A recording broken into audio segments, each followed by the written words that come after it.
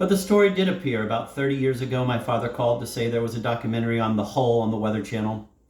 My wife was out. I watched it alone. When she came back, I said, I just saw my father die. He wasn't in the film. Survivors from the hull spoke over stock footage and still photos of the typhoon that killed more than 400 men from their ship and 400 from the other ships that went down in the same storm. You saw their Navy photos as they were in 1944. You saw them now, laughing, stoic, crying, speaking of the men who made it into the open sea with life jackets and who, when they were found, had nothing of themselves left below the waist. Countless men eaten by sharks. It was the greatest disaster in the history of the U.S. Navy. A few years after that, a writer named Bruce Henderson got in touch with me. He was looking for information about Greil for a book on the hull. Was I perhaps named for him by a friend? Was I a distant relative? Was there anything I could tell him? The story he told, based on interviews he had conducted with survivors and people in the orbit of the ship, was terrible. The hull had been at Pearl Harbor on December 7th, 1941, but not damaged. Its captain then, the man who trained my father, was respected and trusted. In Seattle, he was replaced by a martinet from Annapolis, a man so vain and incompetent, so impatient with advice from experienced officers, and so sure of his own right way, that when the hull set out for the South Pacific, 20 men went AWOL, certain that to ship with this man was a death sentence.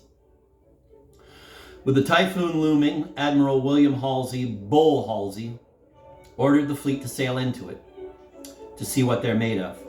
My grandfather Isaac Gersley once saw Halsey in a restaurant. He went up to him. "You killed my son," he said. With the ship trapped in a trough, with waves on each side 100 feet high, the captain determined to power the engines to full throttle and smash his way out, while his officers tried to tell him that in a trough, you cut the engines and wait. The captain panicked. He issued contradictory orders, rescinded them, issued them again. Other officers, who survived to tell the story to Bruce Henderson, begged my father, who was trusted as the captain was not, admired as the captain was reviled, to seize the ship, to place the captain under arrest, take command, and save the ship. In other words, to lead a mutiny. There was no mutiny, but Herman Walk was also in the typhoon and heard the stories. The Kane Mutiny was based on what happened on the hull and what might have happened.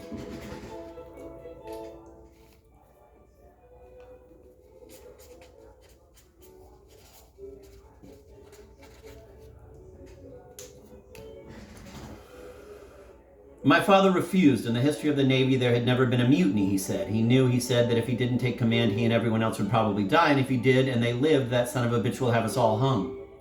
The ship was pitching at angles of 70 degrees. My father was thrown against machinery, breaking ribs, bones in his back, and the bones of one hand. A sailor got a splint on his hand. The ship pitched over 90 degrees. And after that, the only direction it could go was down. With the ship flooding, my father was pulled from a hatch into the open sea. One survivor says he said to a sailor who approached him, "Don't try to help me, I won't make it." Another remembers him asking for help, and the men near him knowing he had no chance. As it happens, long after the war, when enough time had passed for those who had been part of it to talk about it, the survivors of the hull began to hold reunions. In December 2006 in Las Vegas, they held what they determined would be their last, and my older daughter went. She looked like Greil Gersley, as I don't. My mother, in a rare unguarded moment, was the first to see it. The people in Las Vegas saw it. They told her stories, some of them as awful as the one Bruce Henderson told, that when the original captain of the hull was told by one of the survivors that if he had still been the captain, the ship would never have gone down, he shot himself.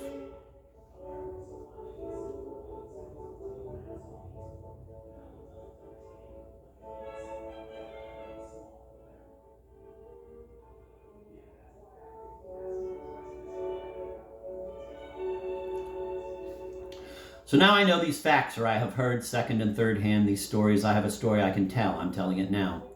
If it had been told to me when I was a child, I might have, in a true sense, remembered it as if I had been there, with the same instantly recallable immediacy with which I can recite the exploits of Ty Cobb and Babe Ruth.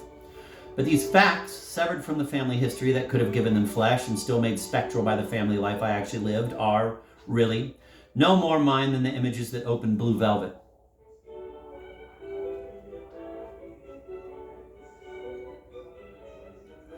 I can make sense of them or hold them in my mind only as scenes from movies, the likes of The Cruel Sea, Victory at Sea, the documentaries The World at War, or Why We Fight, or from the whole movie that someday someone might make. But if any such movie were made, the story that I have as a personal story would be even less mine than it is now. And the truth is that it isn't mine at all. It is a contrivance. It is a story that I might remember but don't. What might have been a personal story dissolves into the public domain of a greater story, of the war, of heroism and stupidity, arrogance and decency, and hundreds of thousands of the dead. And in that sense, whatever personal memory might be found there, the common memory rightly takes away. What is left, one might call neurosis or fixation or even a haunting. And it can be used, I've used it all my life, more or less consciously, less consciously as I've gotten older, as a form of energy, as an impetus, as a way of looking at the world. Why I write. For a long time I thought it was that simple, a nice organized mise-en-scene I could use as I chose. But one night in 2023, thinking about all this, trying to fall asleep instead of trying to remember state capitals or the A to Z streets in Minneapolis, I began to go over words from the titles and part titles of my books. And it all stared back at me like the open mouth of a nightmare killer in a horror movie. Mystery, America, Stranded, Desert Island, Secret, History, Dead, Obsession, Dustbin, Fascist, Invisible, Republic, Death, Love, Liberty, Disappearance, Forgetting, Under the Red, White, and Blue, Patriotism, Myth.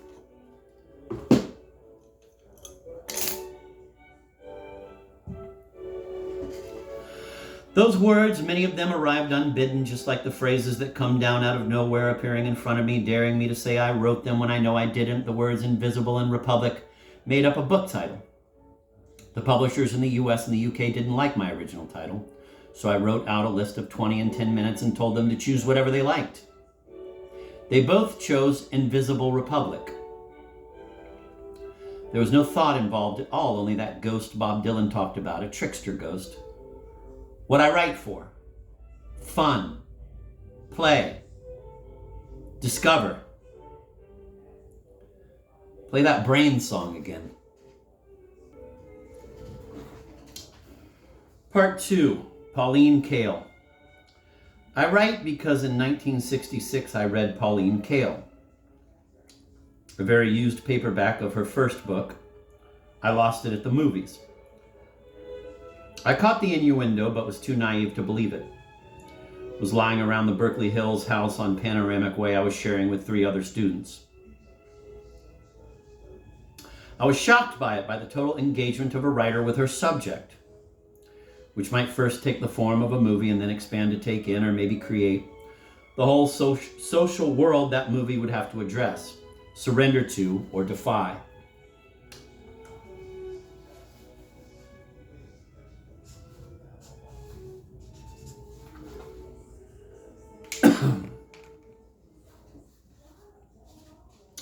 It felt like the most exciting writing I'd ever read. Whatever picture she was writing about, even if she was exposing all its weaknesses and compromises, she made it clear how high the stakes could be. For an artistic and social failure as much as for a work that might leave whoever was watching changed and unsatisfied with anything poor. I wanted to know what it would be to feel as alive as the person in these pages had to have been to have written them. It's a question I'm still trying to answer. I write criticism. When I started in 1968 with that first Rolling Stone record review, I don't think I even knew the word, at least as it referred to some kind of writing or some kind of thinking. Anyway, it seemed pompous and pretentious, as if it were a form of expertise. I didn't want that. I was a fan writing out of fandom, out of love and betrayal. You have to hear this. This is a fraud. You have to hear this even more. Then one day in late 1969, given my suzerainty as the records editor, I assigned myself the forthcoming Rolling Stones album, Let It Bleed. I heard it, I read it, as much more than another Rolling Stones album. Though in those days, in that world, every Rolling Stones album was an event, a summing up, a document of where the world, its listeners lived, a document of where the world its listeners lived in and were trying to make was at that moment. But this was more. It had a longer look back and a longer gaze forward. It was about, or it was, an attempt to enact the close of a chapter in history, of the idea already being sold as a brand of the 60s, a period in which people living it historicized it as they did so.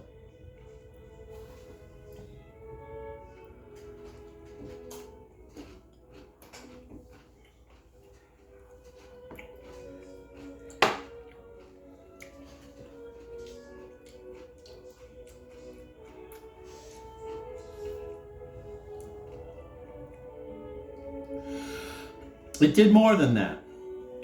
What that was, Stanley Booth caught in 2000, writing about the Rolling Stones American tour he covered as I was first listening to Let It Bleed, quote, "In the 60s, we believed in a myth that music had the power to change people's lives. Today, we believe in a myth that music is just entertainment." Wow.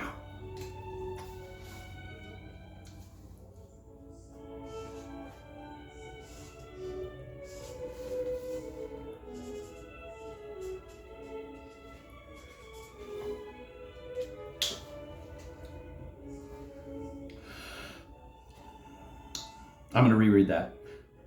What that was, Stanley Booth caught in 2000, writing about the Rolling Stones American tour he covered as I was first listening to Let It Bleed. Quote, "In the 60s, we believed in a myth that music had the power to change people's lives. Today, we believe in a myth that music is just entertainment." End of quote.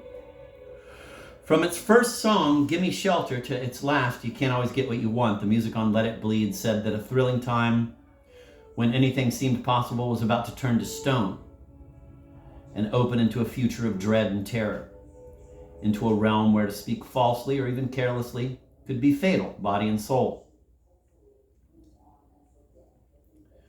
And I found to get that down, to get at what was going on with Mick Jagger's voice and Keith Richards' guitar, I had to broaden the context of the music as far as I could. I had to write about photography and movies and fiction and every form of cultural speech that was feeding into the album and bleeding out of it.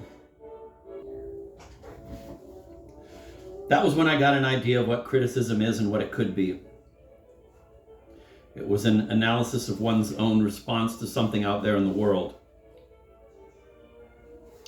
In this case, a 398 LP. Why am I reacting to this so intensely? Why does it make me smile and scare me at the same time? Does it matter if he's saying death or bed? Or is it the way the word slides away as it's sung where the real meaning of the moment lies? Where it takes place? And does David Bailey's portrait of Marianne Faithfull ask the same question and leave the answer even more open?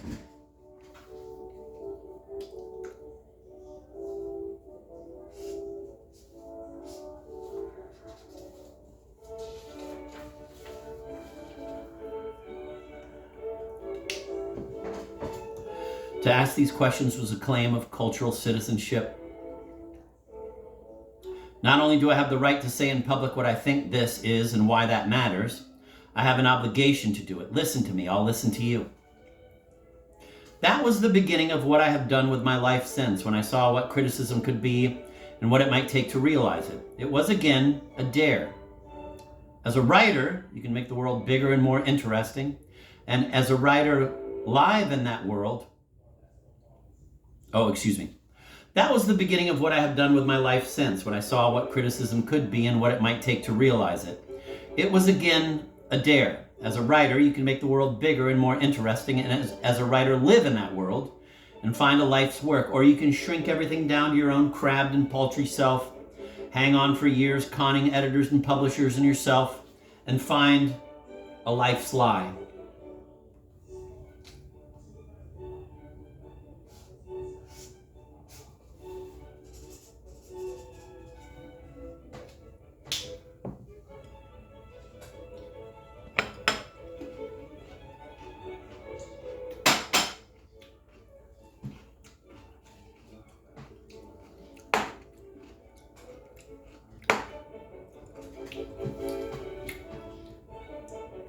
That was one beginning.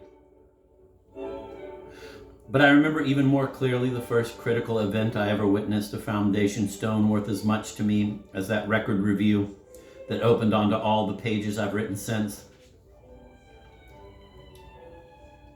1962 was the year I found out there was more to movies than rooting for the good guys and cowering in your seat. I saw Bergman's The Seventh Seal, and I saw the devil dancing the dead over the crest of a hill. I saw Bergman's The Seventh Seal, and I saw the devil dancing the dead over the crest of a hill. I saw Dreyer's The Passion of Joan of Arc. I saw Falconetti in a performance that almost erases Garbo.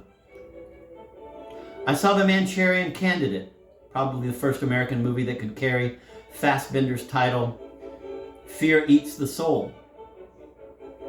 But 1962 was also the year of a filmic incident I've recalled at least as often as I've thought of any of those classics. Movies that have inspired whole books, novels, other films, all down their century and into the next. The night I saw The Pirates of Blood River. It was the last day of school. The Park Theater in Menlo Park was jammed with students, most of them graduating and a lot of them drunk. The air was thick with the tension oozing out of 1,000 bodies. Up on screen, evil pirates, noble Huguenots, and a lot of piranha gave chase to a progressively incomprehensible storyline. The movie was not delivering. 4 years of high school for a reward like this? Suddenly, with bullets shooting off in all directions and nobody caring, a tall kid stood up in one of the front rows, turned to face the crowd, and raised his arms. I nominate this movie Shit Fuck of the Year, 1962, he roared. And just like that, the release everyone had come seeking was granted. 4 years later, I found that Pauline Kael book by the woman whose program notes for her Telegraph Avenue double art house theater, Shack, the Cinema Guild, were taped on our refrigerator.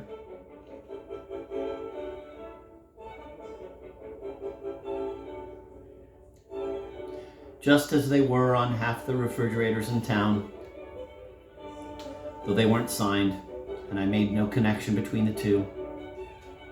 Quote, a savagely written book by America's most controversial movie critic, it said on the cover. I started reading. It was a collection of criticism, reviews, portraits of Hollywood and of the shadow country, where the president was Marlon Brando, polemics, swooning celebrations, and implacable hit jobs. The writing jumped on the page. There was an expansive, enlivening sense of history, underpinning a vast frame of cultural reference, drawing at any moment on politics, music, dance, theater, literature. Never mind the movie, her piece on the Terrence Stamp, Robert Ryan film of Billy Budd dove deeper into Melville's story than anything I'd read or heard in college. She all but shook on the page over fires on the plane. She smiled on the page through Jules and Jim. She cited The Seventh Seal, The Passion of Joan of Arc, and The Manchurian Candidate. She did not mention The Pirates of Blood River. But because for Kael everything began with the experience of seeing a movie, the book had room for it. Room for the kids standing up in front of the screen or for the anti-epiphanic explosion they could produce, as it had and still has. Room for anything else that might go into the experience of seeing a movie, arguing about it later, or remembering it years and years after that. Quote, criticism is exciting just because there is no formula to apply, end of quote. She wrote in 1963 in Circles and Squares, a precise, withering demolition in the Berkeley Journal Film Quarterly of Andrew Sarris's trumpeting of critical formula in his, quote, notes on the auteur theory in 1962, end of quote, in the New York Journal Film Culture, quote, just because you must use everything you are and everything you know, end of quote. Quote, when Shoeshine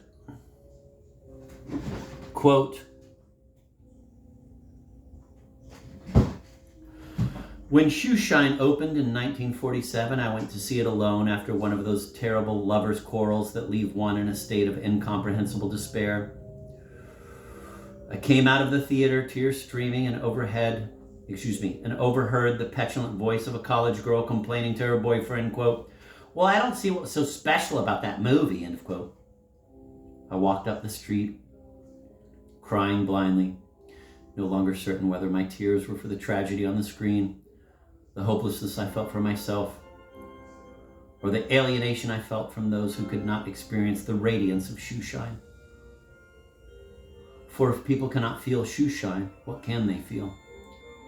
Later I learned that the man with whom I had quarreled had gone the same night and also emerged in tears. Yet our tears for each other and for shoe shine did not bring us together. Life, as shoe shine demonstrates, is too complex for facile endings.